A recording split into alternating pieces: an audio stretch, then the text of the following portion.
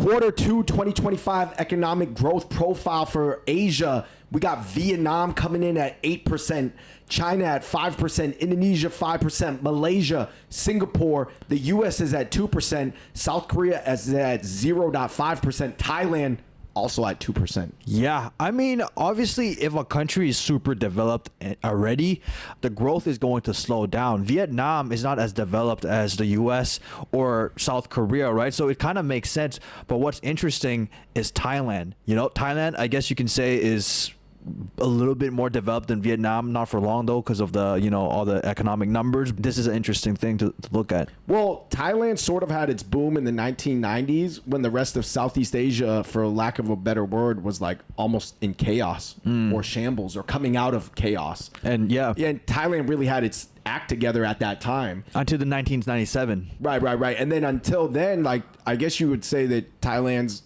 growth rate really shifted away from car manufacturing more towards tourism.